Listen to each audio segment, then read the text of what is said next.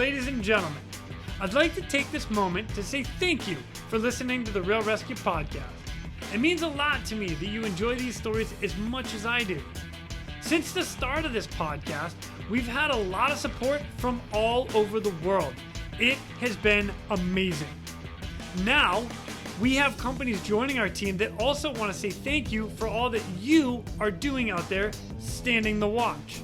These companies are offering discounts on their products as a way to support the rescue community and those tuning into the Real ResQ podcast. Just go to therealresq.com, click on sponsors, and see these incredible offers for yourself. This episode of the Real ResQ podcast is brought to you by Breeze Eastern, the world's only dedicated helicopter hoist and winch provider. Access, because when lives are at stake and conditions are challenging, clear communication is of the utmost importance. SR3 Rescue Concepts, because you don't know what you don't know. And Versalifts, to be your best, you need to squat your best. Breeze Eastern, they dedicate themselves to our helicopter rescue world. Since the very first helicopter rescue in November of 1945, Breeze Eastern has designed and manufactured superior rescue hoist solutions. While much of the technology and the unique mission requirements have changed over the past 75 years, their commitment to the rescuers, the operators, and those being rescued has not. Contact them today by visiting them at breeze-eastern.com. The Axness PNG wireless ICS system can bring cutting-edge wireless intercommunication system technology to any aircraft. The PNG system can be fully integrated into an existing ICS system or can be carried on and off as a mobile base station. They can go anywhere at any time on any aircraft. Plus, with the strongest and most robust waterproof handheld in the market, this system can take a hit and keep working. Their wireless intercom systems are designed to enhance situational awareness through improved communication capability. This system brings superior noise canceling technology to eliminate rotor wash and engine noise from your ICS. The Axness PNG wireless system is currently deployed in more than 1,800 public safety, air ambulance, and search and rescue aircraft worldwide. I have personally used the Axness system in 4 different countries and on 5 different airframes. It is awesome. If you want more information, contact them today at axness.com. That's AXNES.com. You just make sure you tell them Quinny sent me. SR3 Rescue Concepts is a training company that can help your helicopter training. They train daytime, nighttime, aerial firefighting, hoist, long line, fast rope, rappel, and more. They can assist your program with standardization and safety checks or just an FAA annual refresher. With the certified flight instructor pilots and experienced crew, they are ready to help your agency keep up to date with current techniques, rules, regulations, and equipment. Plus, right now, SR3 is offering 10% off anything in their web store with the promo code, all capital letters, Real ResQ, REALRESQ. Plus, they are offering another 10% from their partners Petzl and their equipment. All you got to do is send an email to info@sr3rescueconcepts.com. Mention this podcast, the Real ResQ podcast, and they'll take care of the rest. And Versalifts. When you're at the gym working on your squats, building your leg strength for the next rescue mission, depth matters. If you're like me, getting below parallel on your squats is tough. Well, allow me to introduce Versalifts heel inserts. These gems have become one of my new favorite accessories in my gym bag. Simply place them into your regular training shoe, either on top or underneath the insole, and bam! You've got a heel lift benefit of a weightlifting shoe, but the comfort and flexibility of your regular trainers. So the next time your workout just has heavy squats, grab your V2 strength inserts. Or how about a run, pull up, push up, air squat, and another run? Grab your V2 endurance inserts. Or my own personal workout of running, clusters, and ring muscle ups.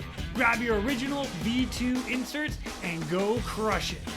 Check them out today at vlifts.com or on Instagram at Versalist. And when you're ready to get a few pair of your own, make sure you get your 10% off with the Real ResQ discount code. Squat well, friends.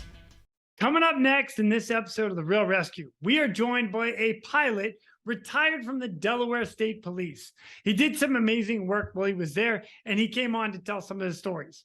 Now, I wanted to tell you one story because I had an opportunity to work with him for about 2 weeks when I went down for a training class. Well, in the middle of that training class, we had the weekend off, and we ended up down at the beach.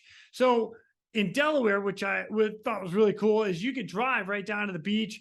So you got all your cars parked up, gates open and whatnot. Well, all the fishing poles are in the water, and everybody's like just kind of hanging out for the day. Well, all of a sudden, one of the fishing poles goes taut. Then another one goes taut. And we're like, all right, this is great, man, fish on. So we ended up reeling it in. Well, it turns out we ended up catching a huge stingray. And I kid you not, it had to have been at least 3 feet wide when we brought it up on the shore. I was like, oh, Jesus, it's crazy. So as we're trying to get the hooks out, we got people yelling at us like, oh my God, don't hurt it. And we're like, we're not trying to hurt it, lady. We're trying to save it. It's all good. Well, then one of the guys got stung and he had to go to the hospital. But at the end of the day, we ended up saving the stingray, getting all the hooks out, sending it back to the ocean. It was pretty awesome. Anyway, please welcome our next guest and the rest of his stories, Mr. Bob McMahon. My name is Jason Quinn. I am United States Coast Guard Rescue Swimmer number 500. These are my rescues and rescues from those of us that put our lives on the line every day so others may live. This is the Real ResQ Podcast.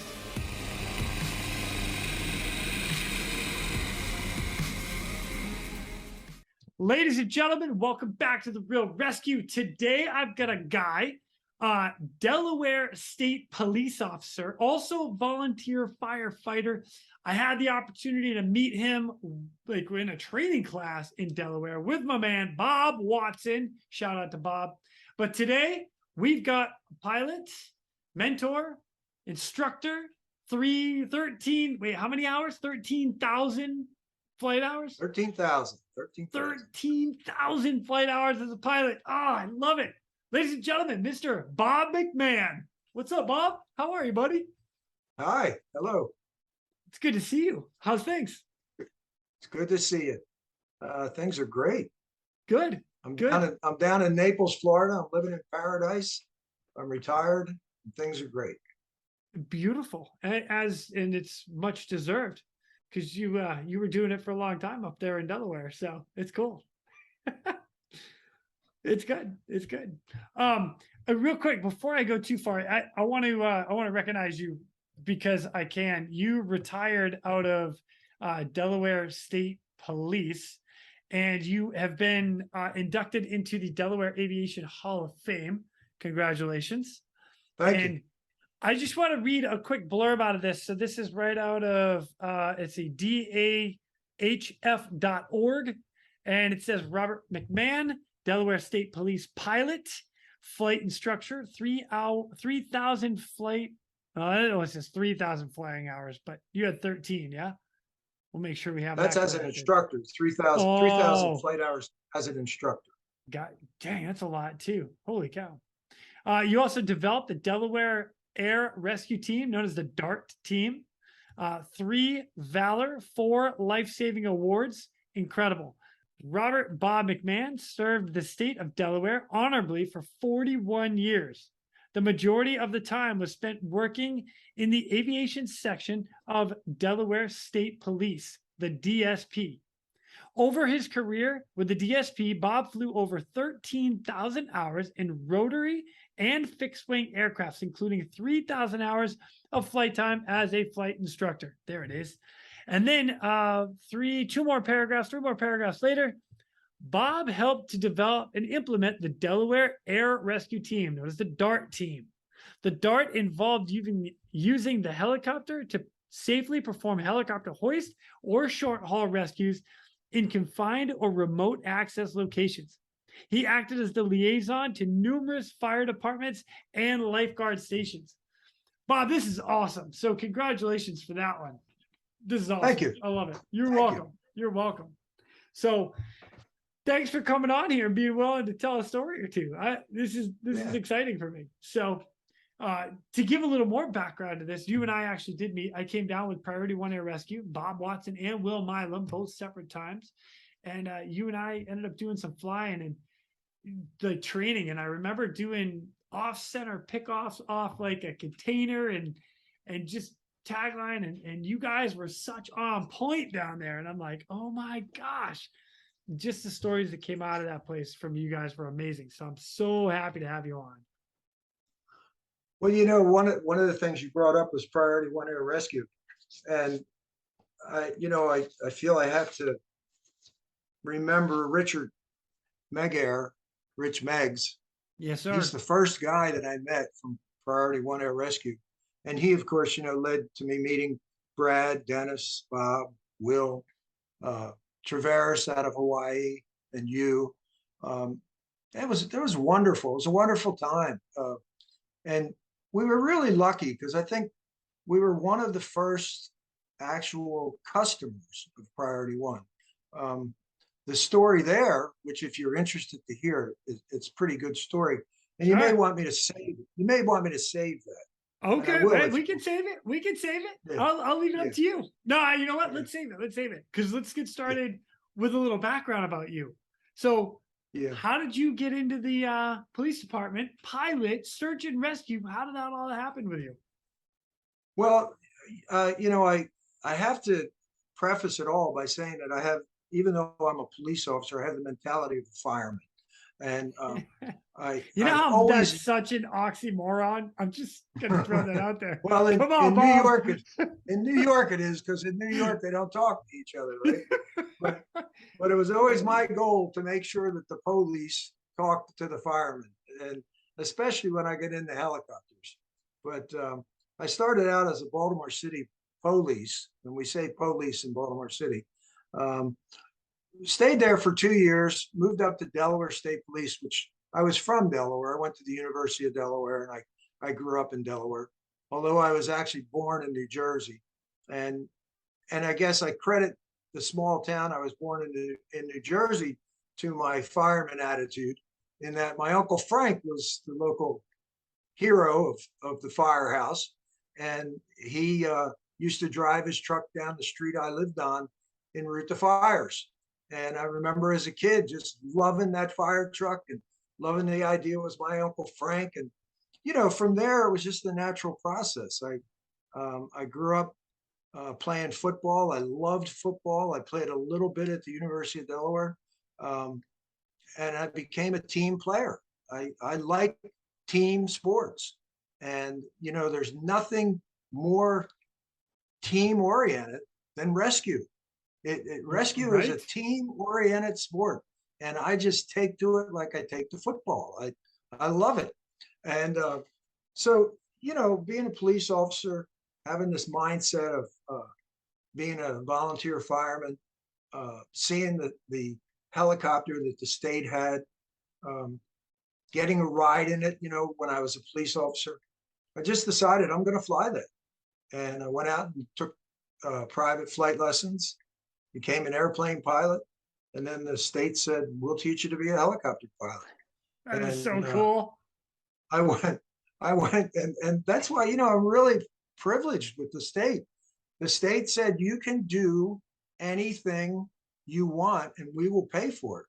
And I said, "Well, I want first off, I said I want to be an instructor. I really like to share my flying with other people." They said, "Go ahead, go do it. We'll pay for it."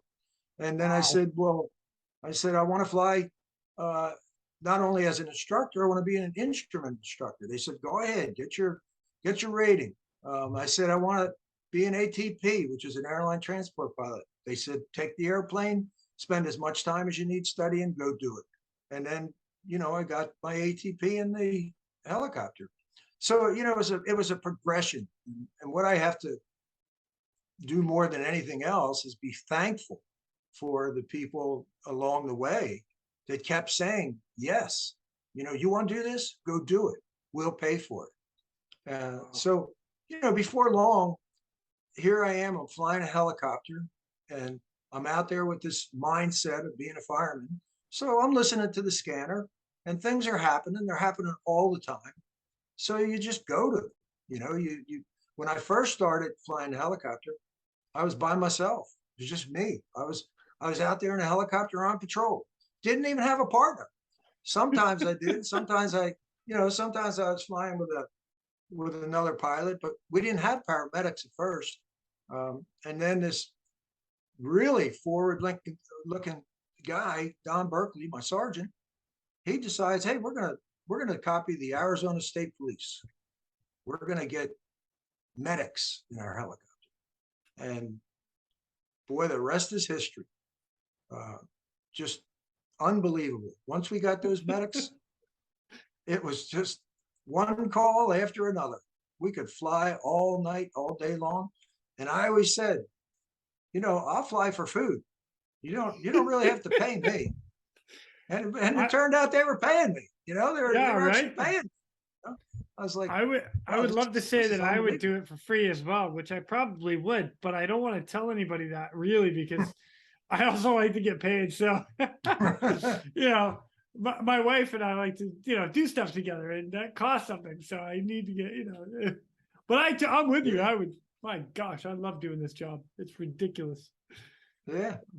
Very So, cool. pretty much, there's a lot of stories that come later, that come after what I just paraphrased, but that's how I got involved. And the most interesting part of getting involved in Delaware, they were very progressive with aviation, and almost anything you asked, can we do this? Yes.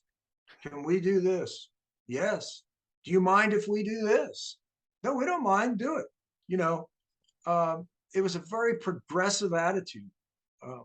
The state police really supported us, and we had a lot of fun doing it. That is so cool. That's so cool. Well done. I mean, getting all the way into it, and you get 41 years of doing this. My gosh. Well, I'm think like about halfway the people. there, Bob. Halfway. Well, That's it. You think about the people you meet, and it's something, it goes from one guy to the next guy, but when it's all over, you look back and you think, oh my gosh, we really did something pretty cool, and I have to say, one of the big highlights of my flying was meeting Bob Watson. And I love I know Bob you're Watson. I know you're going to interview him on a podcast, and literally I can't wait to hear him tell his stories, because he's very humble. He doesn't tell too many stories. I've been asking him for like 2 years, just so you know. Yeah. It's coming. Well, it's coming. It's going to happen. I am really looking forward to it. I'm going to let him know too.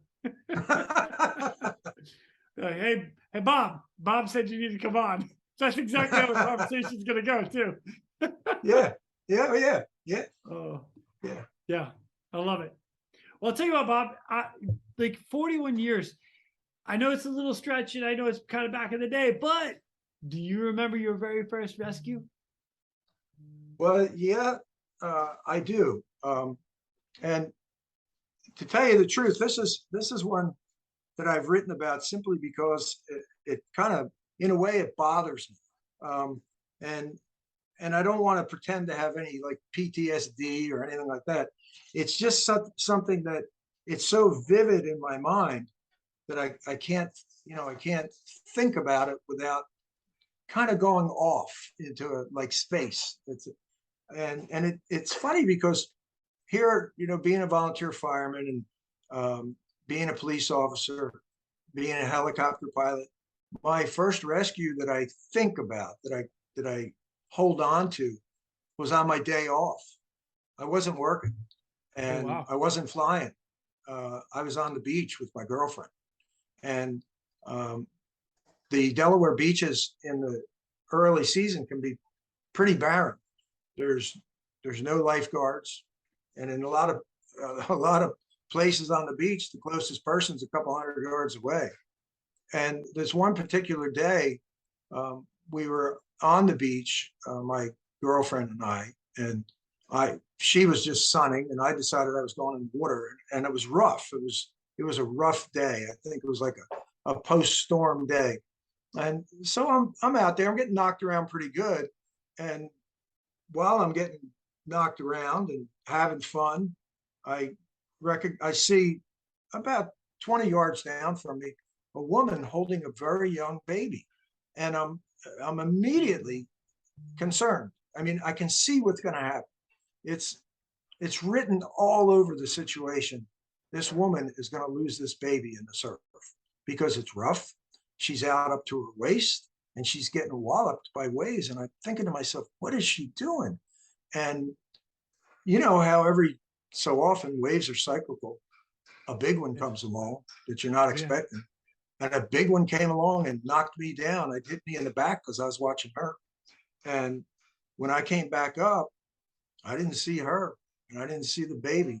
And I knew what happened. I had been waiting for it. I knew it was going to happen. And she was a good 20 yards away from me. And I thought, the only thing I can do is make myself as big as possible, stretch my arms out, stretch my legs out. That baby is going to be coming by me. And I don't know if it's going to be close to me or if it's going to be far away from me, but it's coming out, it's coming back out without her. And you know what a rip is. And this was a pretty good rip.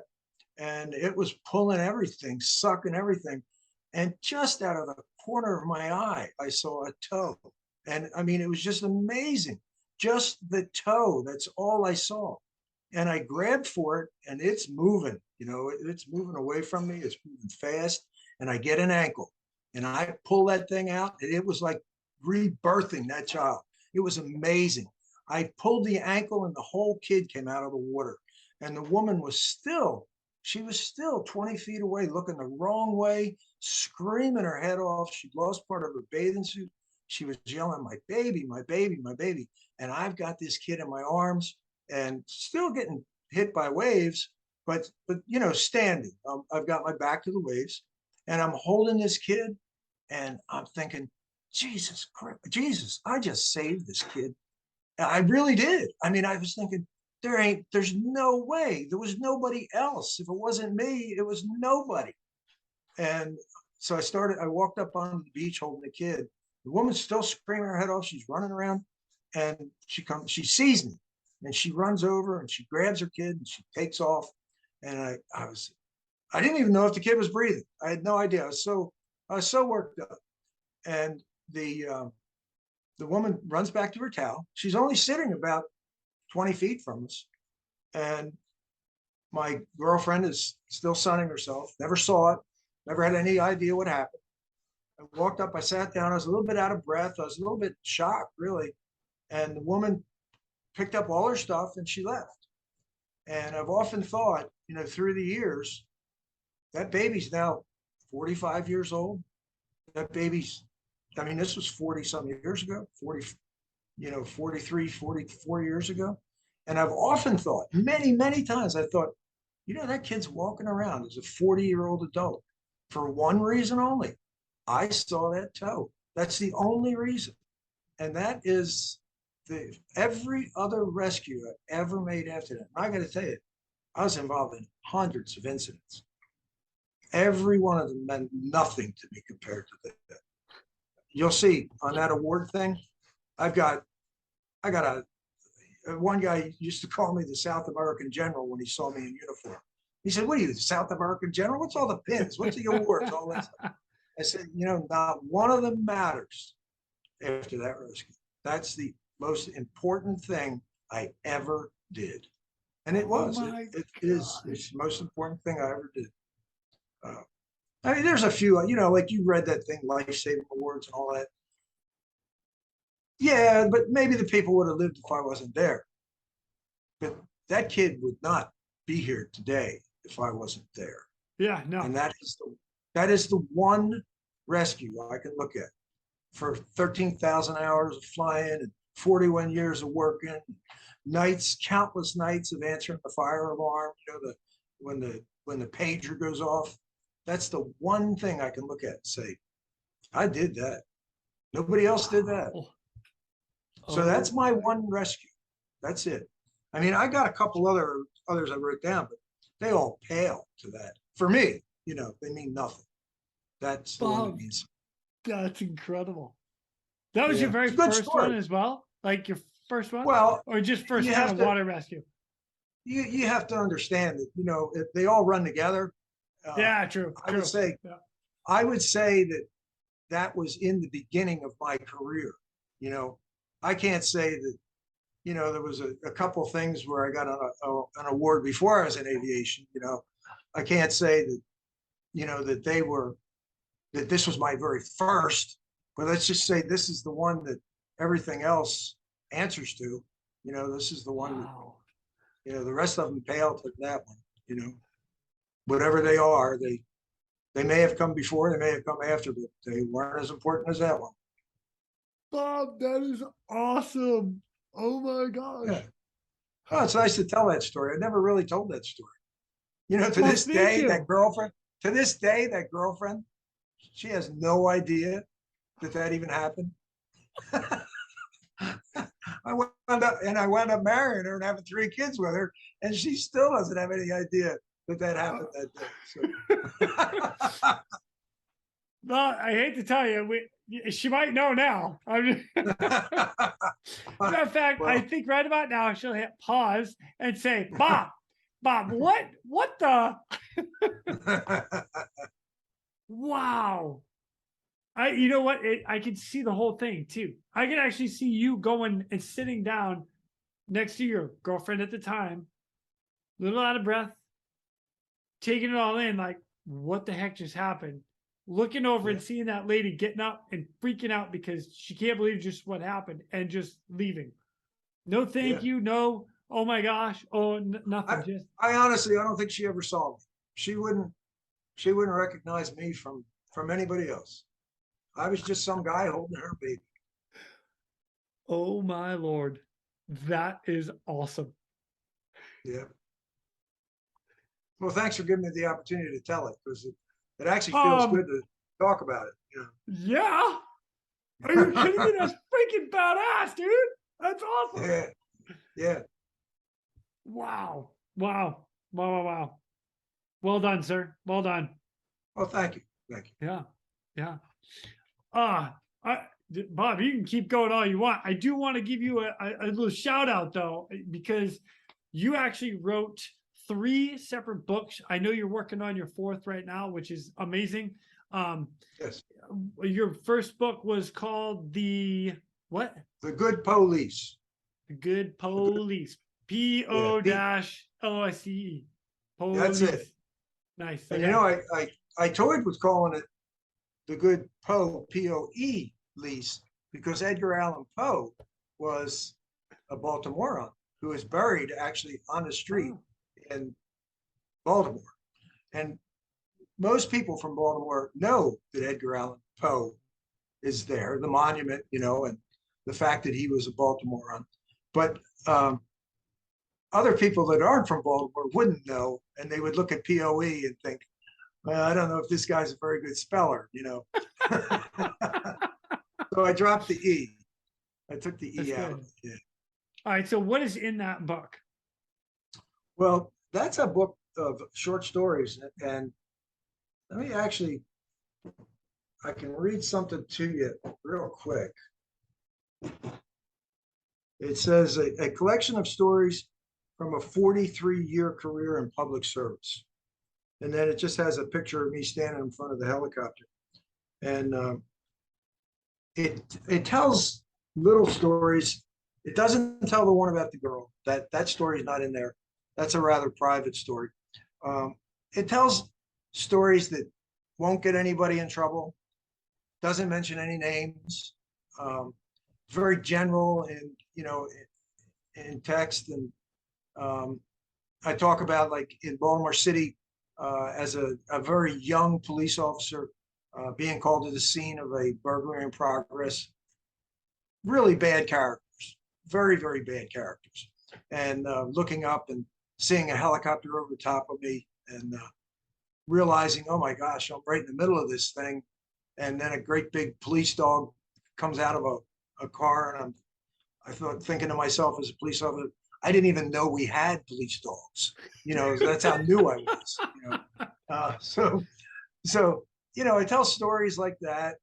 Then I went to the state police and went through the academy, and there's certain stories in the academy that you tell. And once again, you're trying not to be too specific because you don't want the guys that you went to the police academy with mad at you. Sometimes they're all very sensitive, and you don't want to hurt their feelings. So you got to try and tell the story, get a point across, and not get anybody pissed off at you. So that's what that book's about. I like that. Yeah, that's good. That's good. And so then I had a couple comments from people that said they really kind of liked it. They things that they liked, and I was always concerned. I was always interested to know, well, what was it that you liked about it? Because I really liked the conversation part, right? So we would talk about it, and they'd say, but you don't mention anything about flying in there. And I said, well, there might be a little bit about flying. They said, well, why don't you tell some of your flying stories? So I said, all right. So that's when I wrote The Good Pilot. And I used, and again, I used the hyphenation just to make it kind of a part of like a series kind of. Yeah. The so Good Pi, lot. Yeah. LMT. Yeah. Yeah. I wrote that, and some people read it and they liked it. They thought it was good. They liked the stories. I'm always interested in the feedback. And then my last one, and I'm not trying to sell any books here. I really don't care if anybody. No. Hey, shout it out. I didn't even know you had them, and now I do. So guess what? I'm going to go buy a book. My last one's really more for my family, in that I had all this information on these warriors in our family from World War II, and all this information about, uncles and aunts, and one cousin that won the 1960 Olympics gold medal for swimming, So I thought, well, I ought to put that in writing so that when my kids want to know when they grow up, hey, what did our family do? Where do I come from? So that's the good. That's not the good anything. It's from Hugo to Robert, and it's about our family. And that's super cool. Oh, that's great. Fun writing. You get to do the whole research on your family in the background, where it started, where you are now. I like that. Yeah, that's good stuff. Yep. It's pretty good. Yep. Very cool. Very cool. Man, thank you. Thanks for letting me know those. I'll put a little screenshot up for everybody to see it and whatnot. But yeah, it'll be there. So yeah, that's good. All right, Bob, I got to ask, I want to hear another rescue story, because you guys in Delaware do some awesome stuff, and it's kind of interesting. So for those that don't know, it's a matter of fact, most people, if you were to ask them, hey, where is Delaware? They'd be like, what the heck is Delaware? Maybe I'm exaggerating with that one, but there are a lot of people that couldn't pinpoint where Delaware is on the state map in America. Just saying. Well, I think you're right. Yeah. It's almost like Rhode Island. Like, I didn't even know there was a Rhode Island. and a lot of people, and believe me, I've been in the aviation business. I flew some rich people around. A lot of people are surprised that a small state, at one time, we had 7 aircraft. And oh my gosh, did you really? Four helicopters, always new helicopters, and 3 aircraft. And one particular day that I was very proud of, because a lot of my students were flying the aircraft, we had all 7 of the aircraft flying, and all 7 doing missions. And that's something people would say, we might be in Texas, we might be in Mississippi, we could be anywhere. And people would say, but you guys, you're like the smallest state. How can you have so many aircraft? And again, it comes back to, which I think I started out by saying, the attitude and the leadership in Delaware was so pro-aviation, so pro-police. The legislature was extremely pro-police. I don't know if they're that way now. Things have changed a lot. But Yeah. I do know that Delaware has 3 429s, and they're getting another one. They're getting a fourth 429. And Wow. the 429 is an excellent aircraft. It's an expensive aircraft. And I don't know if there's too many outfits out there that operate 4 429s. So Well, I think it's growing now. Yeah, because I hear a lot of people or a lot of agencies. I know New York has one. Down in Arizona, they've got a couple. Montana's got one. So I know they're around. But yeah, I like them. I like the 429. the 429 is a really good aircraft for a police organization that, let's say, is not going 30 miles offshore. It's twin engine. Delaware does a lot of medevac with theirs. But you take where I live now, Collier County, they have a 429. They do police work, and they do fabulous police work. They have the observer seat in the back for the flare. I don't know if they fly 2 pilots. I'm pretty sure they do. Their chief pilot is a retired New York City police officer. I only remember Dennis? his first name. Is Dennis? Yes. Ah, Dennis. I love Dennis. Yeah. Yes. You talk to him, just tell him I said hello. Well, there's a funny story with that. Okay. I'll make it quick. We had a real bad hurricane here that everybody's aware of, Ian. And where I live, we're only about 20 miles south of where the eye hit. So after the storm, we had an unbelievable amount of Coast Guard, helicopter, aircraft, police. Every 3-letter agency you can think of was doing something in the area of where I live. We live right off the beach. And there's a huge high-rise being built behind us. And I'm talking about C-130s, I'm talking about UH-60s, any kind of airplane you could think of was coming low level across our complex, going over to the beach and then up toward Fort Myers. And so one night I saw this aircraft do a low pass, which I call it. But he was working. He wasn't doing anything illegal or dangerous. He was working. And I realized that the light bulb on this big crane, which has to be 300 feet, wasn't lit. And that concerned me a lot. And I thought, now how do I report this without being a pain in the ass? Because I'm a retired guy, and as soon as you retire, nobody wants to hear from you. Right. So I thought, hey, that guy's retired. We don't want to hear from him. But I wanted the police to know that the light was out. And I thought, I'm going to do what I would do if I was still working. I'm going to call Scott Baxter, who is an instructor out at Bell Helicopter. And Scott's going to know who the chief pilot is here. And he's going to have his cell phone, because that's the way the Bell world is. Bell Helicopter, you want to know something, you call the Bell Flight School. And if they know you, and I've gone there for 41 years or 43 years every year, they know Bob McMahon. Scott Baxter's he's going to tell me who is in charge at Collier County. So he says, oh, you're in luck. It's this guy, Dennis, you may have even worked with. He's retired out of New York City, and he's a great guy. And he says, he'll take your call. Here's his number. So, of course, he doesn't answer, which doesn't surprise me because he doesn't know me. And I leave a message, and I say, hey, Dennis, Bob McMahon, Delaware State Police, got your number from Scott Baxter. Look, I don't want to be a pain in the neck about this, but the light is out on the crane behind my development. And I actually give him the coordinates and everything, because I know how to get coordinates, GPS coordinates. So I give him all the information. 3-4 days later, lights back on. I said, wow, man, that's results. He didn't even call me back.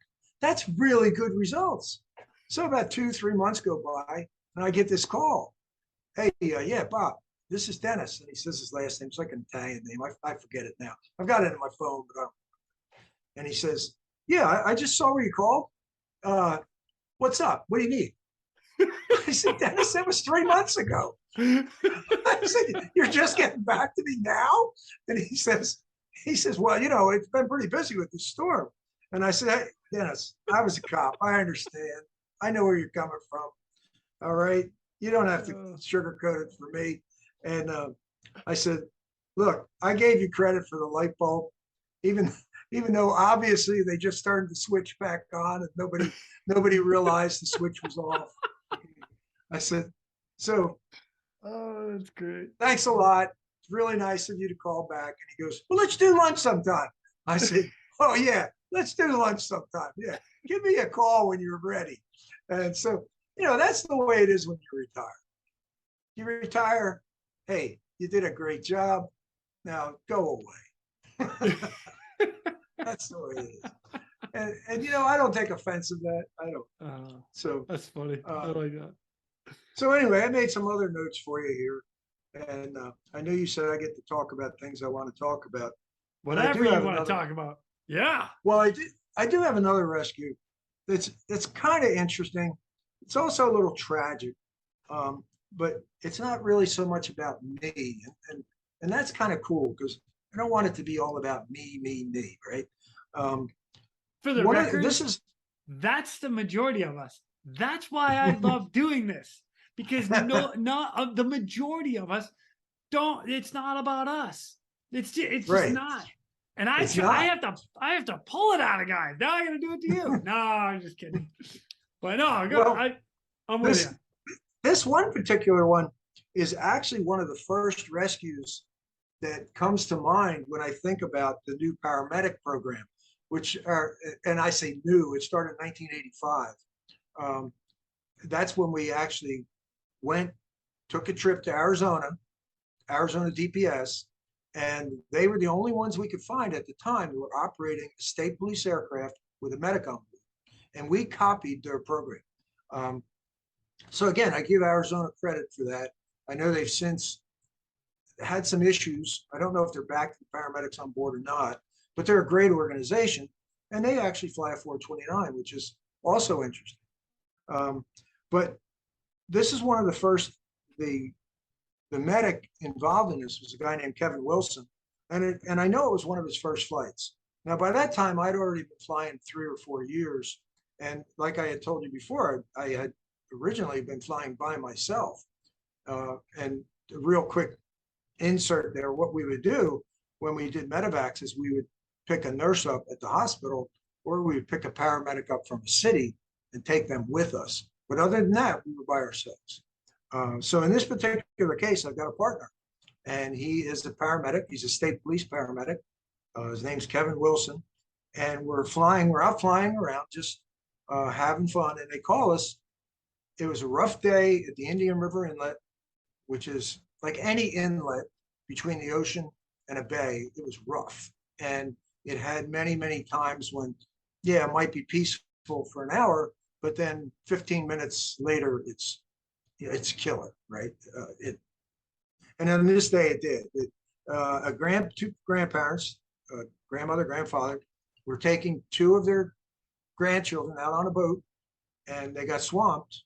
And the one baby, they were young, I think they were about 5. To this day, has never been found, never surfaced. And this is 1986. So we get called to go down for a capsized boat. We don't know that there's 2 babies on board. And the odd thing was the babies were not wearing life jackets. The grandparents were. So the boat is upside down. The last report is the boat is upside down. The grandparent, then the 2 adults, they don't say grandparents. The 2 adults are out floating with life jackets on. And there's a report that there may be 2 children stuck in the boat. Well, the one child, I know you know how currents work. One child apparently sank and went out and was just never seen again. The other one was stuck up under the bow of the boat, and the boat had drifted about, maybe 4 miles north of the inlet in the ocean. And we were actually flying past it when we saw we didn't see the bow of the boat. We saw another boat, which turned out to be a DENREC boat. That would be the Natural Police, the environmental police, and Okay. they do all the marine rescue and they do all the police work on the water. So he had been there, and I don't know how he did it. And this is rough surf right off of the beach. He dives out of his boat. He's by himself. He goes underneath the capsized boat, and only the pointed bow is showing. Gets up in there, pulls this baby out, gets back in his boat with the baby, and is drifting in the ocean doing CPR when we fly over. And Oh my God. I said to Kevin, I said, Kevin, we're 3 miles away from our destination. And I said, that's the boat right there. And he says, yeah. He says, make a circle. So we circle, and it's high tide. We have very little beach to land on. We land on the beach. Kevin says, Bob, you're going to have to help me on this. And the boat with the DENREC officer doing the CPR is probably about 20 yards, 25 yards off of the beach, right behind the breakers. And the breakers are kind of coming up underneath our rotor system. It's a very tight situation. The guy runs the boat up onto the beach, brand new boat. And later we were talking, he scuffed his paint all up, but that's not important. Kevin tries to grab the baby. The waves are breaking over the boat. And I realized, man, they got a problem, because this guy, the DENREC officer, he's exhausted. He can barely get out of the boat. And when he gets out of the boat, he's going in the water. And so I leave the helicopter running. I get out, I run over, and I grab this kid. The two of us bring the kid up under the rotor system, and we're doing CPR on the kid. And kid throws up in my mouth and tasted like tacos. Tasted like Doritos. I said tacos, I meant Doritos. I've still got my helmet on. I've still got my helmet on. I'm soaking wet. I've got sand all over me because, think about this. Go out in the water in a flight suit, wearing a helmet, and run back on the beach and lay down and do CPR on a baby, So think about it. Sugar cookie. Yeah, you look like a donut, right? Yeah. Totally. Yeah. So we haven't been able to talk to anybody because we should have, but we didn't tell them we saw this guy. So nobody knows that we've landed. And now, in a perfect world, we should have told them, but we were rushed. Nobody knew we were on the beach. Nobody knew we were doing CPR. In the meantime, somebody calls the police, calls the hospital, somebody sees this, and they tell the police what's going on. The police are calling us on the radio. Well, we're not answering. You're not we're in the helicopter. Yeah, we're helicopter's busy. turning over there. Yeah, it's still running. Oh my gosh! People are seeing this. So I say to the guy, I said to the DENREC guy, who's barely, he can barely breathe. He's so out of it. I said, look, we're going to take this kid to the hospital. We got to leave you here. And I said, but I'll come back and get you if you want. He says, no, I'll be all right. He's like only in his 20s, so he's going to recover, And so we put the kid in the helicopter. We start flying, and nobody knows we're coming. And I can't get on the radio because my mic is encrusted with sand. I can't talk to anybody. So I said, well, screw it. There's not going to be an ambulance when we get to the hospital. In this particular hospital, you had to have an ambulance at a remote helipad to drive you to the hospital ER. So I'm thinking to myself, well, I ain't going to waste that time. And nobody knows we're coming. I'm landing in front of the ER. That's it. I'm going to land in a parking spot right next to the ER. So I again, I told you, I look like an encrusted donut, right? And I can't talk to anybody on the radio. Nobody knows we're coming. For some reason, and I never could figure this out, somebody got word to the parents of this baby, not the grandparents, the parents of this baby, that we were bringing them to the hospital. Now, I don't know how that happened, but that's who met me at the helipad, the parents. And the kid is already dead, but we're doing everything we can to bring him back. You can't bring back a dead person, but we're trying. and I land the helicopter in front of the hospital. There's no security cops. They don't know we're coming. We got to get this kid inside. He's doing the patting the baby, for the heart, trying to bring it back. I'm doing the breathing. Leave the helicopter running. It's sitting out there running in the parking space. Go inside, finally hand the kid over to somebody, and the grandparents, not the grandparents, the parents are standing right there.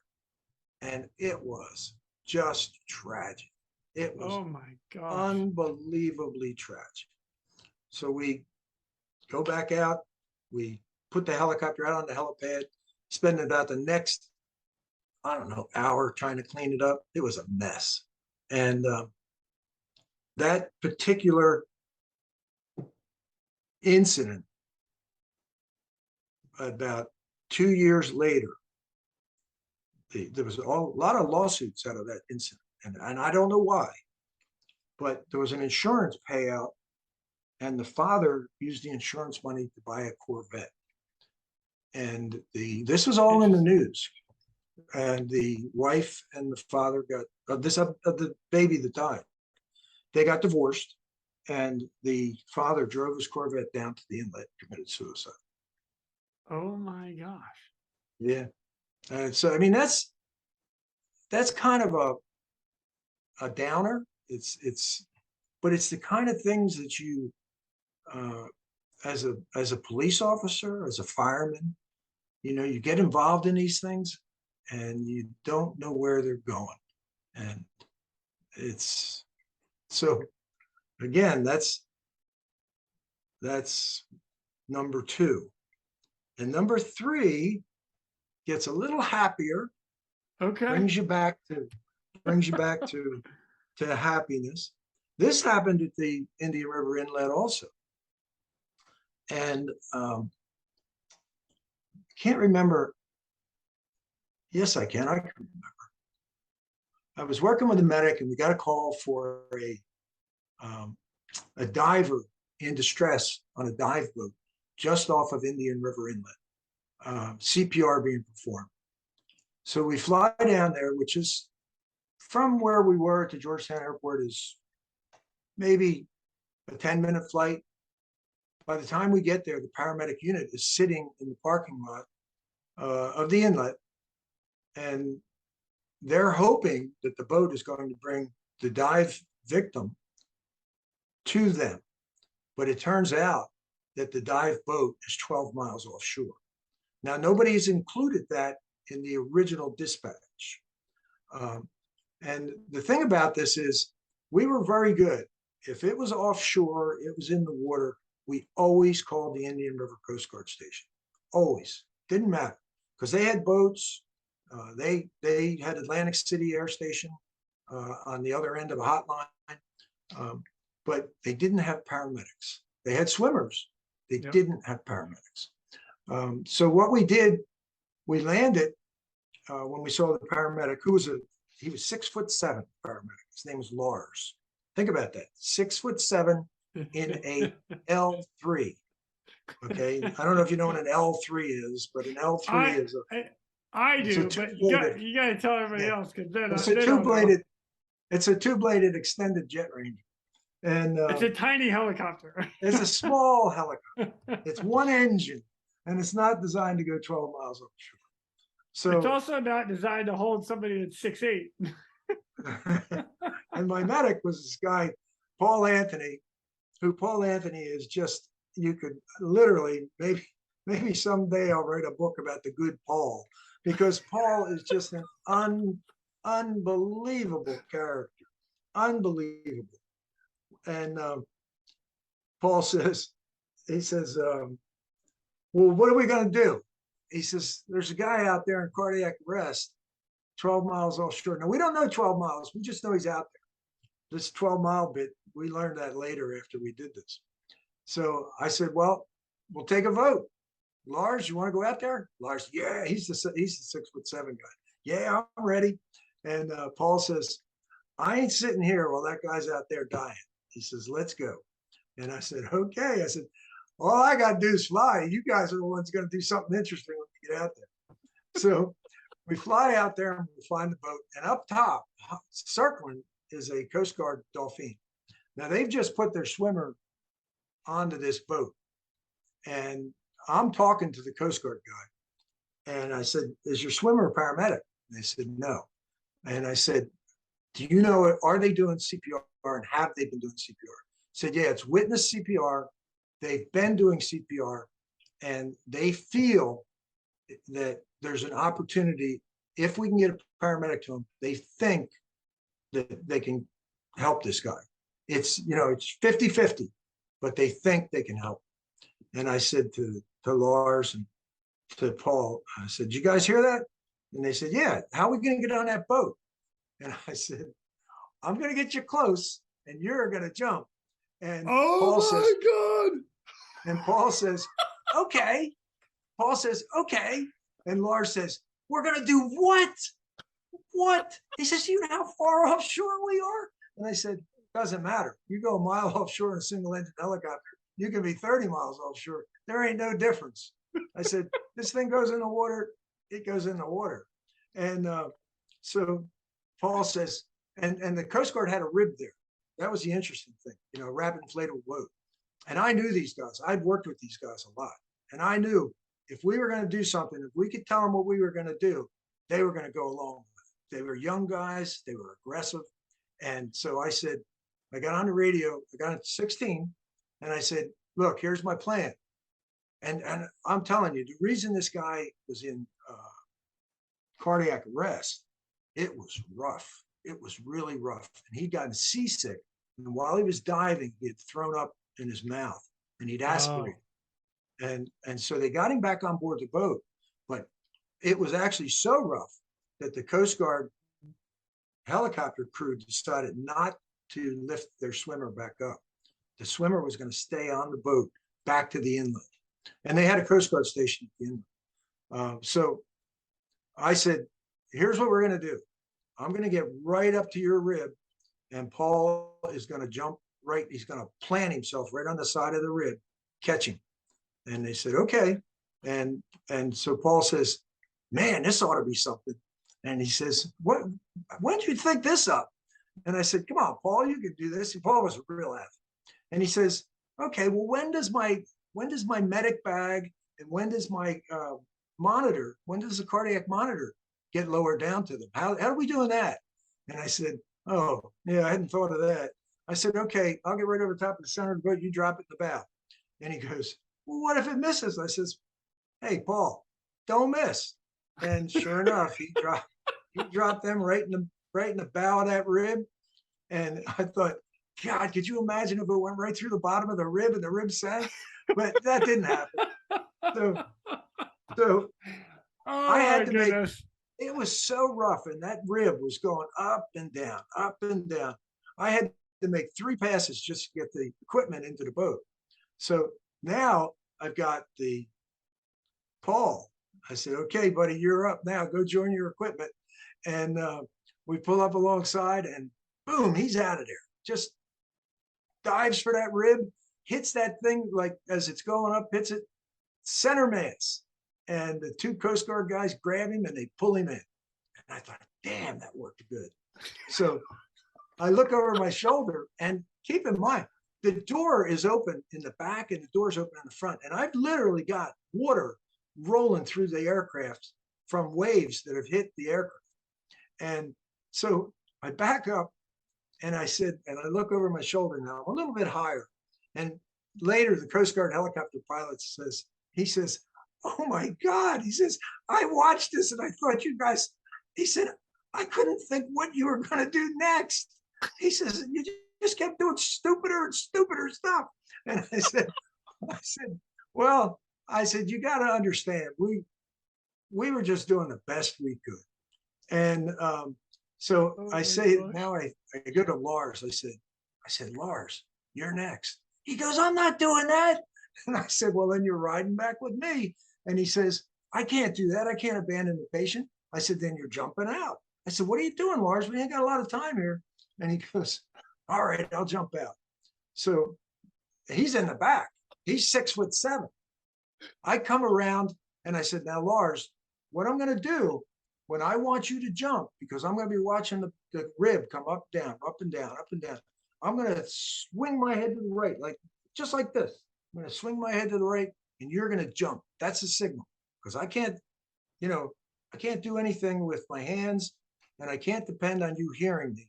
You watch my head, and you jump, and you'll hit that thing just like Paul did. Well, the first time, because I had to do 3 passes to get Lars out of the aircraft. The first time, he forgot to take his seatbelt off, and that didn't work. The next time we went around, and the next time I went around, and I must have swung my head 4 times, almost broke my neck. And I said, "Are you gonna jump or what?" And I said, "I have given you the signal 4 times." And he didn't answer. And I look back, and he's just standing there, and he's scared to death. And I said, "I can't hold this hover anymore." So I go around a 4th time. I say, "Lars," I'm yelling at him, "Lars, are you going to go or not?" And he goes, I'm going to go. I'm going to go. And sure enough, he does. And he misses that boat, and he just goes right underneath he goes right under the water, and he's gone. And I'm thinking, oh my God, we just lost this guy. And he pops back up, and those 2 Coast Guard guys grab him. And this guy weighs like 300 pounds. He's big, 6'7". They pull him in there. Their adrenaline is pumping. So I realized, later I realized, 1, he hadn't unplugged his headset. So that was hanging outside the aircraft. He lost his radio, which was a $1,200 radio, his Motorola. He lost his radio. He lost his pager. He lost his stethoscope. He lost all his equipment, right? But anyway, my aircraft is now 400 pounds lighter because Paul is gone and big Lars is gone.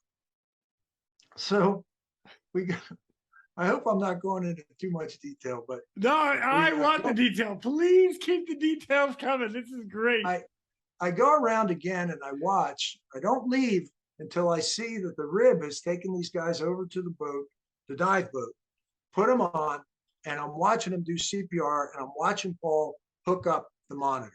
And I know he's going to shock him. They're going to give him IVs. And so this is the best chance this guy has of surviving. He didn't survive. He died. But I get on the radio now, and I call the captain of the fishing boat. And I said, and now keep in mind, my back door's open, my co-pilot door's open, and it's windier than hell. And the waves have broken into the aircraft a couple times. There's just water floating through the floor of the aircraft. And I said, okay, I'm going to go back to the Coast Guard station because there's nothing else I can do. I'm done. I'm spent. I go back to the Coast Guard station. I land. I spend about an hour cleaning the aircraft up. And it took an hour for them to get back in from the incident. So I walk down, I meet the boat, and the Coast Guard guy, Paul and Lars, continued doing CPR all the way to the dock. That's a lot of CPR. That's a lot of CPR. They were bagging the guy. They put him on an ambulance, went to the hospital, and he died. But once again, we felt we had done everything we could. Now, to end that story, about 2 months later, we hear through the grapevine that Lars has been busted and fined and made to pay for his radios. And we go to, Paul and I, we go to the paramedic office, and we met with the head of the paramedics, his supervisor, and we laid out the case. We said, this is total injustice. We understand he lost the pager. We understand he lost the equipment, but he was doing it with the best of intention. And he was actually very brave. What he did was extremely brave, because, we fly in helicopters every day. He doesn't. he rides around in a truck. Plus Yeah. he's 6'7", and he's a big guy. And he showed a tremendous amount of bravery. We think you should reverse this. And to his credit, the guy in charge did. He reversed it. Oh, He gave him back. He gave him back his correct rank. He gave him, but didn't make him pay for the equipment, and they gave him an award. Some little pin that you wear. And Lars was really, really happy. And he, I don't know how many years ago that was, but let's just say it was 30 years. I don't know if that's true. It could have been 25, whatever. But I just yesterday saw where the paramedics in Sussex County opened up a new building, and there was Lars standing there holding the flag. He's still a medic. He's still 6'7". He still weighs close to 300 pounds. And if I were to walk up to him tomorrow, he would look at me and he would go, "Oh, stay away. I don't want to go on any more helicopters." But yeah, it's just the thing. You meet people under really stressful situations, and you find out what they're made of. Yeah. And I'm not saying that what we did, maybe if the state police was, a little different, maybe we would have been busted. Because you can tear that thing apart on so many safety levels. Oh God, so yeah. Many. But it's hilarious, and I love it. Oh yeah, yeah. But in reality, before they had risk assessment, this was how we did risk assessment. Okay, Lars, are you in? Paul, you in? Bob, you in? Yeah, we're all in. All right, that's our risk assessment. Let's go. And again, you have to, when you talk about risk assessment from the point of view of helicopters, yeah, it's very important. And I taught this shit. It was my job to teach young guys risk assessment. Right, yeah. And it's almost like, okay, don't do what I do, but you know that a young guy, especially a young guy with a fireman's mentality, is going to go to the nth degree to save a life. That's the big trophy. The big trophy is saving a life. And you do stupid stuff getting there.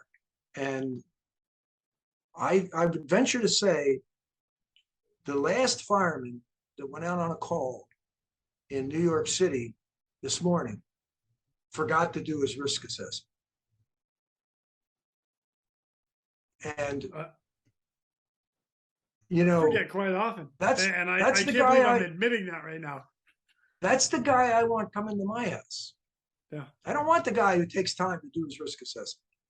And again, I'm not saying when you're a pilot, your whole life should be risk assessment. You should show up for work knowing if you're going to fly.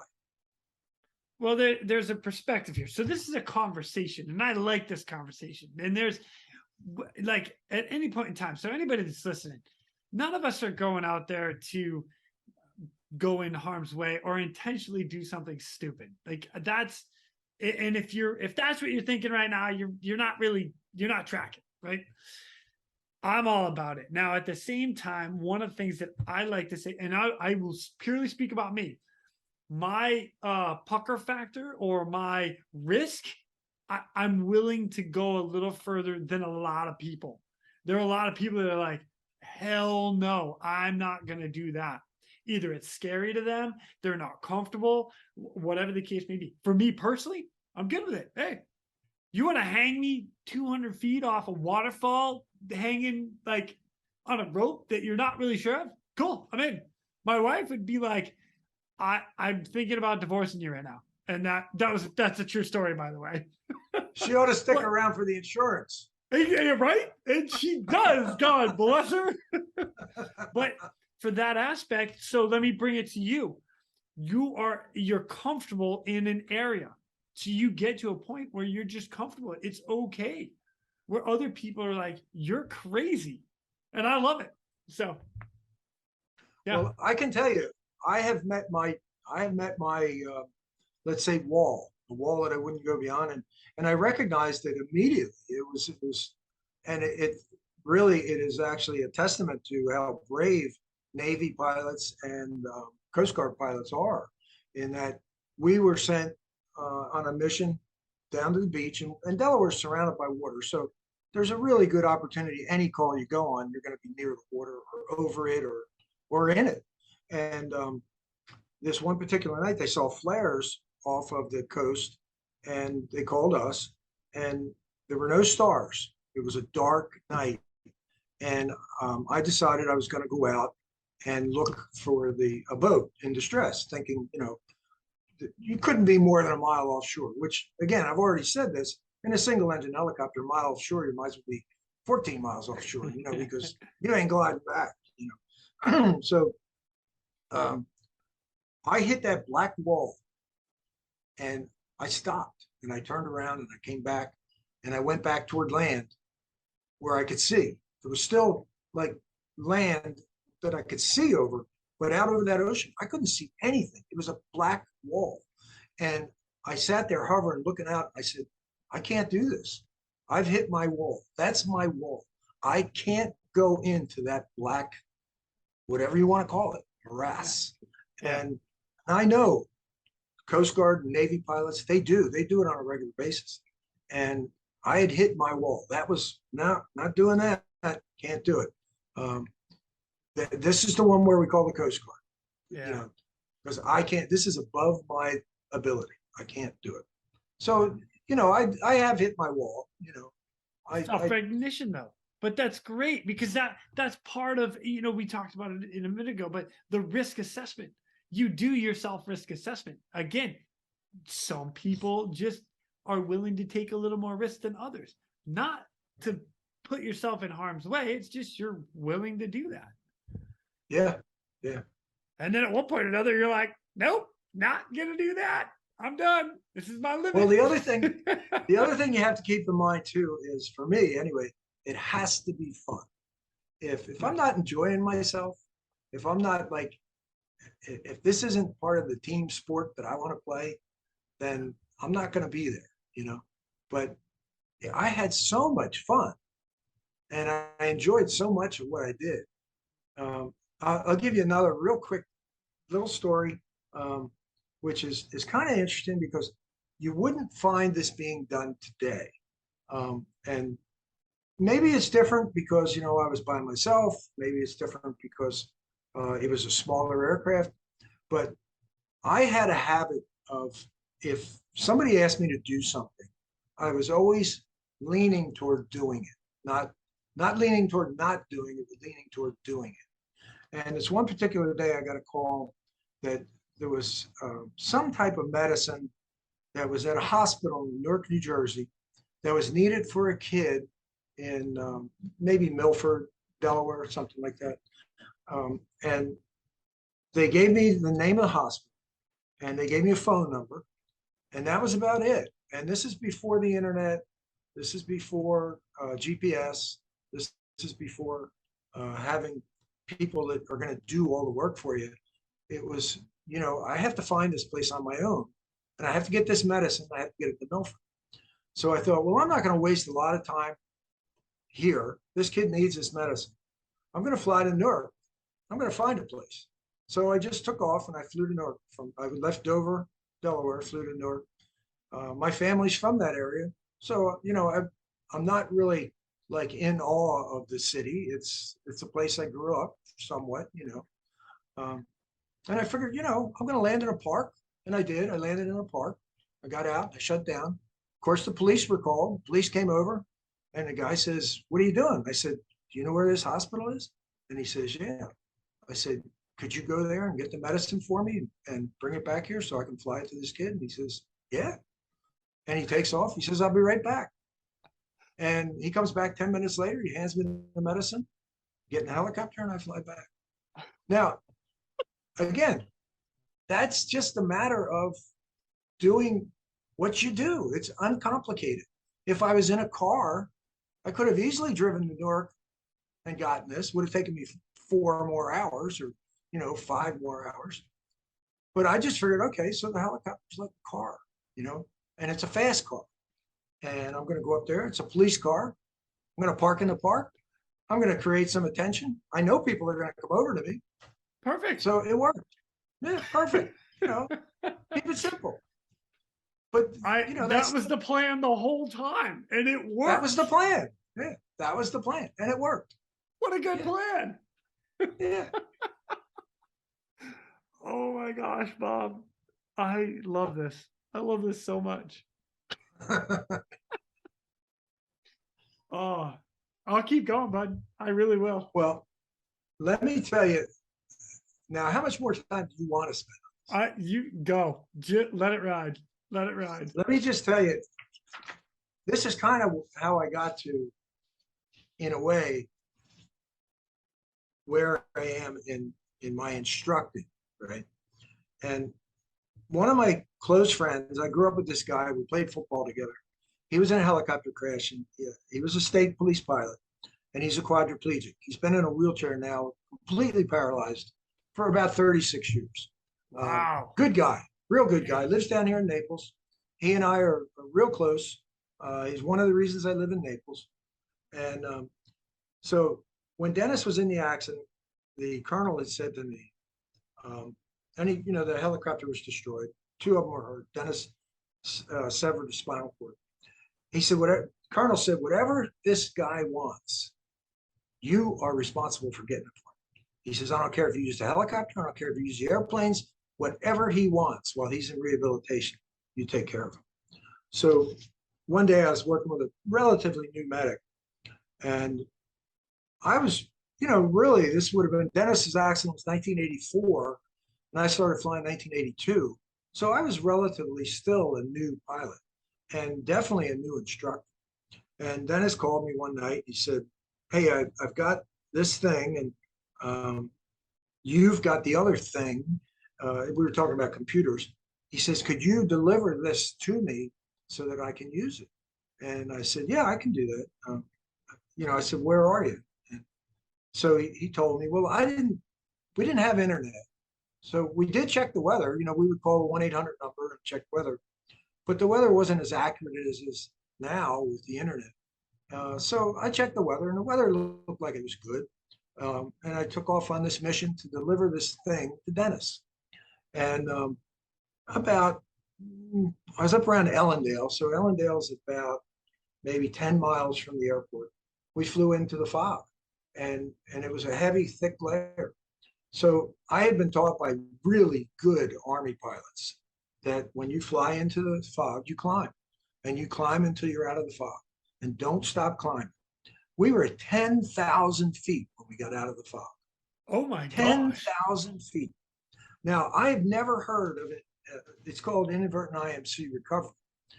And again, I'm not saying I'm the only guy that's ever done this, but I've never heard anybody tell a story where they went inadvertent IMC and they did what they were told and they climbed, and they didn't stop climbing until 10,000 feet.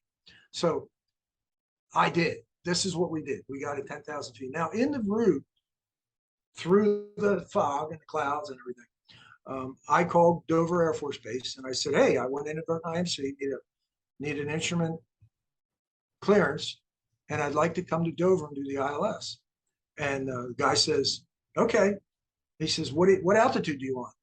And I said, well, I'd like to get out of the clouds.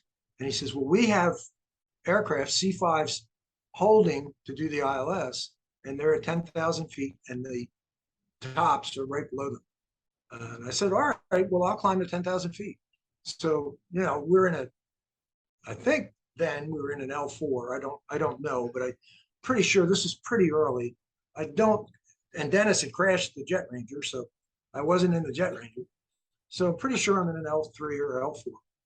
So here we are, we're up there in holding with 3 C5s at 10,000 feet. And I was loving it. I mean, really, I was just loving it. I thought, this is so cool, And guy gives me sequencing.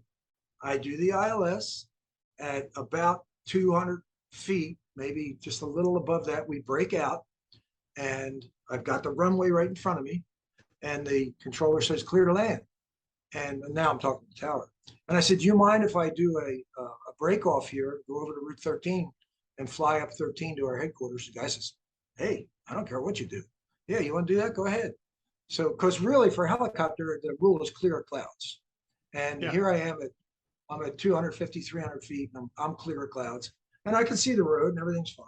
So I go over to that hangar and land and deliver this thing to the hangar because I decided I'm not going any further north because, the further north I go might even get worse. At least I had 200.5 here, and Yeah. so that was about maybe the second or third time I'd gone inadvertent IMC, but it was the first time I'd gotten that high climbing. And I decided that I was going to start teaching people recovery from IMC, but even more important, I was going to try and teach them to avoid it. I was going to try and teach them to avoid flying in bad weather. And that became a commitment to me that I continued through my 41 years. I taught and learned quite a bit. I did 1 year flying for Air Methods. And I found out, again, Army pilots, Air Methods they are Army pilots. Now, I don't know if you're familiar with Air Methods, but they're the largest operator of helicopters in the world. And wow. I think that may include the United States Army, but I'm not sure. But Air Methods is a big organization. Even if I'm wrong with that, they're humongous. They're huge. And they're mostly Army pilots, that have gotten out of the Army and they want to. And they had inadvertent IMC policies in their aircraft. And again, I credit it back to Fort Rutger, really. All this kind of stuff stems from Fort Rutger. And I was taught by people from Fort Rutger, So, that's why I did it the way I did it. But I wanted to make sure that the people that learned from me learned this method of recovery. And also, I wanted them to learn. And I get in a little bit of trouble even now with some of the retired guys. I had a rule, and people were very much allowed to break my rule. They didn't have to follow my rule. But my rule was, if the temperature dew point is 4 degrees and decreasing, you don't fly. And so many guys, that would keep them out of it, right, if they paid attention to it. But many guys would say, yeah, but what if it's 4 degrees spread decreasing and clear as a bell and it never gets foggy? I said, well, that's going to be the exception. And it's going to be the one time that people are going to look at you and say, you're not a very good pilot because you won't fly in clear weather. But you're just going to have to suck it up because that's the rule. And people break the rules all the time. Yeah. I watched several of them right in my presence take off into the fog. So, Yeah, those guys. Okay, Quinny, you're starting to look tired now. No, I'm not. No, I'm not. No, I'm not. No. I'm in. I'm still in. I'll tell you what, you know what? Let's bring it into something else that I wanted to talk about with you. And that is like you being an instructor and now seeing your students and what they're doing. And one of the things the reason I want to talk about this is because I like this as well. I've been blessed with working with Priority 1A Rescue. Actually, let me back up before that. In the Coast Guard, I was an instructor. I was a flight board examiner, so FEB, totally stoked. I loved doing it. I was an instructor with P1. I was an instructor with my last job. I'm an instructor with SR3 Rescue Concepts now. And I'm currently an instructor with another helicopter company that I'm working with. So like, I love doing it. And to watch your students do it, and then you're hearing stories of like actual rescues and what they're doing in the field, and you're like, oh yes. Yeah. So tag, you're in. I have to say, I shared your passion for that. And I have to say that, of course, the one, I would say, the big success for Bob, I taught my son how to fly. And oh yes, that's awesome. And I taught my daughter how to fly. Their mother was a pilot, and I was always certain that one, I used the teaching my daughter how to fly as a tool for her to have a better self-awareness as a teenager. young girls, when they're teenagers, a lot of times they have a self-esteem problem, or, they, whatever. It's a cruel world to be a teenager. Um, so I used flying as a way to get her self-esteem raised. And she was a good pilot. She did a good job. She went on to be a nurse, and she's a mother, and they run a small farm. Um, but my son, he took it to heart. He currently flies for FedEx, um, and he has Well two or done. three. Oh yeah, and he has two or three small companies where he buys and sells airplanes. And so again, when I talk about being an instructor and looking at the results of my teaching, you know, you can't really do much more for your son than, create the career that he's going to have.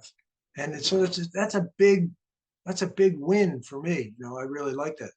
But then I go even further in that some of the guys that I taught, when I taught a lot of people how to fly. When we would go, like I remember this, and you've flown with this one guy, Mark Spence. Um, Mark is one of the better pilots that I've ever taught. He's extremely talented, and he's a good hunter, and he's a good fisherman too. Um, we we were out somewhere getting something to eat or something, and the guy says, "Well," to Mark, he says, "Oh, and what's your father gonna have?" And I said, "I'm not his father." well, well, I had a lot of relationships with my students that almost were father son, you know, and I'm very proud of those guys.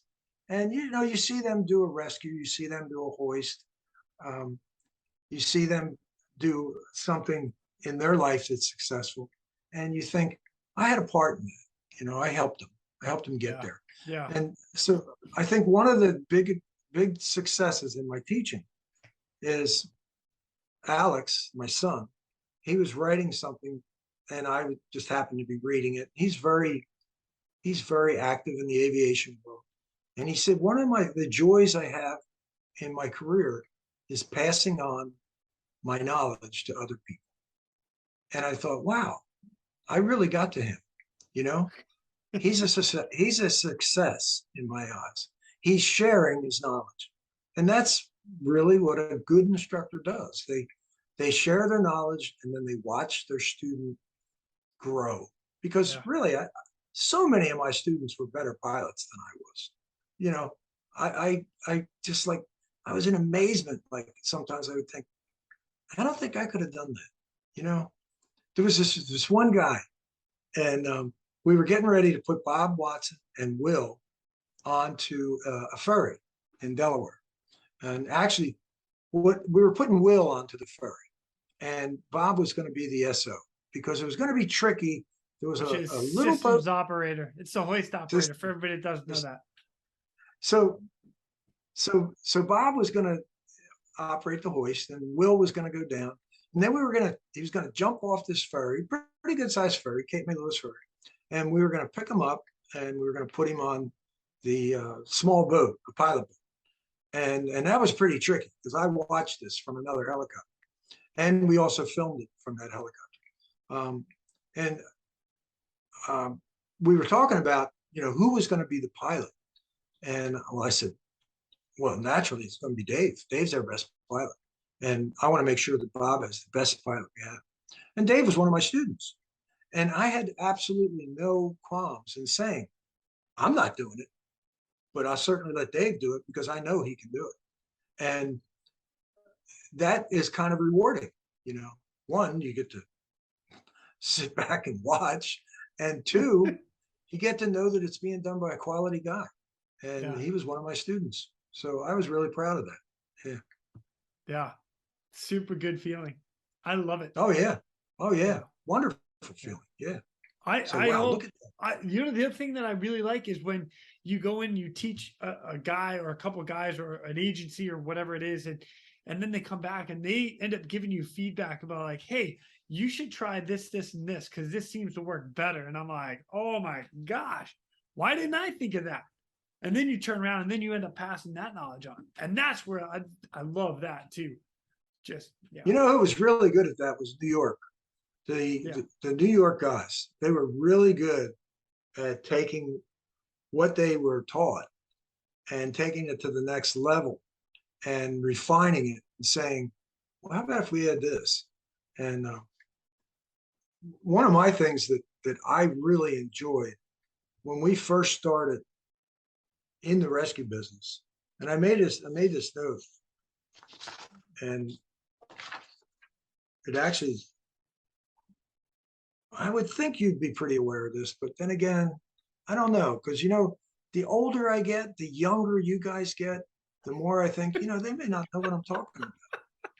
So when we first started flying, we were flying Jet Rangers.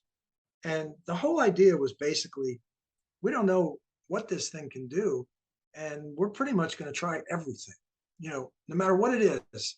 If somebody says, can you do this? We're going to kind of say, yeah, we can do that. And so then I remember this guy, Tommy Robbins, real good pilot. And there was a boat in trouble. And he went out and he threw the boat. He's in a Jet Ranger. And he throws the boat a rope. And he tows the boat to shore. Now, I've seen a video of a guy try this. And the helicopter goes over and into the boat. Yeah, I know the video well. Right. So what I'm getting at is, you know, we didn't have the proper equipment to do some of the stuff we were trying to do. And then Air Florida comes along. Now, I don't know if you remember Air Florida, but Air Florida was a Washington, D.C., crashes into the Potomac on an icy day, and the U.S. Park Police in an L3 go out and they rescue a woman stewardess out of the ice. The airplane is sunk in the ice, and they do a tremendous job of getting a rope with a life preserver to her, and they drag her to shore. It's probably one of the most dramatic things in my early years of flying that I ever saw. Really good, all over the press, really good. And I wound up actually going to Bell Helicopter with one of the pilots. I went to school with him there. And actually, we were on a roller coaster at Six Flags, and we were upside down, and his teeth dropped out. He caught them like that. And I said, wow, you have fake teeth? And he says, yeah. He says, I was a Vietnam pilot, and I got shot in the mouth, you know. And I said, and you're the Air Florida pilot? And he says, well, you know, it's all in a day's work, right? And but after Air Florida, everybody started carrying a life ring in a Jet Ranger. Everybody with a rope attached. And from that point on, it progressed. The next helicopter we got a cargo hook, and we started doing, you know, short haul, long haul. We started doing rappel mount hauls. We did all kinds of things that we made up. And then one day we bought a 407. The pilot and the captain, who's very forward thinking, says, "You want a hoist for it?" And, you know, they had a 300-pound hoist for the 407. Yeah. And I said, yeah, get a hoist for it, you know. And then we did some hoist rescues, you know, with the 407. And then, you know, so to me, why I bring it up is those guys from Air Florida, those Vietnam era pilots, they're the ones that, see, everybody knows the Coast Guard has hoist. But, I mean, in reality, you guys didn't start doing swimmers until pretty late. I think it was in the 80s. 1984. Right? Yeah. Like the first. Yes. Now, they were doing hoist before that. They had a hoist on the helicopter because they were doing basket rescues, and sometimes they'd take the extra crew members, send them down. But for the Coast Guard rescue swimmers, 1984 is when it started. Right. And so you can see this as I'm pointing out, in Air Florida had to be probably 1982, something like that. Right around there, right? Because that's when I started flying, and I was pretty new when it happened. But it's just been a progression from there. Like the next aircraft, it just instead of seating 5 people, it seats 7, you know, and then you wind up, instead of seating 7, you're seating 12 in the 412, you know, and then the 412's got this huge hoist on it, and then you have to have professional people tell you how to use it, and that's how we got up with Richard Maggs, actually Mag Air. I wrote his name down because on my helmet, I always had a skull and crossbones with Mags on it because he was a good guy. And he was the first guy that I met that taught me how to hoist. That's cool. You know what, for the record, I never met Mags. He was already passed away when I joined P1. So unfortunately, I wish I could say I had met him. Prior Navy SEAL, I don't remember what he passed away. He was UDT. Okay. He was actually UDT, which was the start of the Navy SEALs. But I don't think they called him SEALs when he was there. And I had all the I privilege. know is he was a badass. That's what Right. everybody has said. I had the privilege of swimming with him, and he told us stories, and they were good stories. You know, he was a badass. Going into them caves in Hawaii, you know. Then you have old Craig Traveris, you know, those Hawaii guys. Yeah. Good group of guys all the way around. We had an amazing crew. Yeah, what a door that opened up for me. You know, the people I met. Yeah. I'll mention one more. Yeah. I'll mention one more thing, and because one of your readers may see this, and we might remind them of something pretty cool. And that when I got done with the state police, I worked for Summit. I told you that. Well, Summit does a lot of secret squirrel stuff, and I worked there for 15 years. And the chief pilot, actually the chief mechanic, he told me many years ago, he said, no pictures, and you never talk about anything you see here or anybody that you meet here.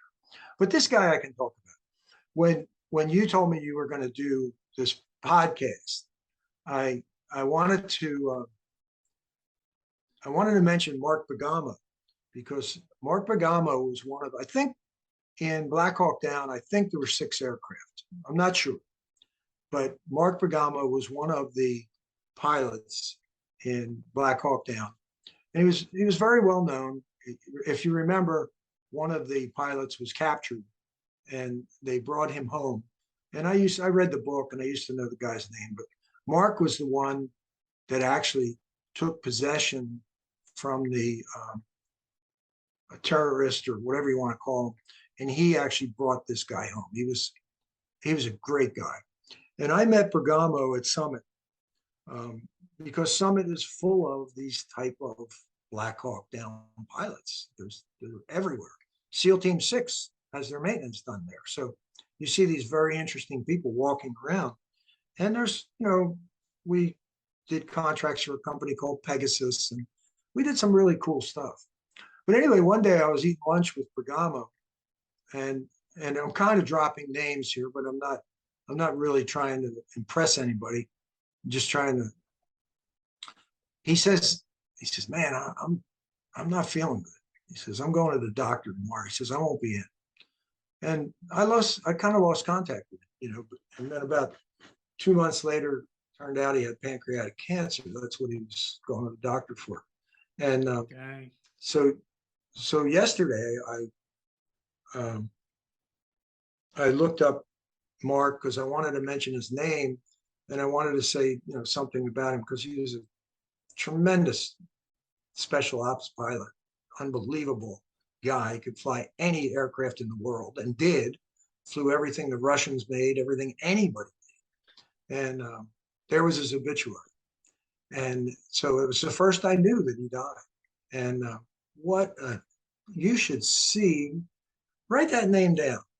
Okay. Mark Bergamo, Bergamo, Bergamo. Got it. And I wanted to kind of, just like we gave a shout out to Bob Watson, I'm sure Mark is sitting up there watching me yapping. And I think he probably has a smile on his face because I'm the one that kept, one time they say, take Mark out. This guy's the best pilot in the world. They say, take Mark out and show him your aircraft because you're not going to be here tomorrow, and let him do the test runs on it. We're talking about a 412 that I think it was Pegasus owned. And I'm going through I'm not using a checklist. I would start these aircraft 30 times a day. And so I'm not using a checklist, and I leave the fuel valves off, and I'm talking, and this is what you do, Mark, and this is what you do, and then you do this. Well, I didn't know, but he had like 5,000 hours in this aircraft, under fire, being shot at, and here I'm talking through this, and we go to, to roll the throttle on, and nothing, and he goes, that's why I use a checklist. And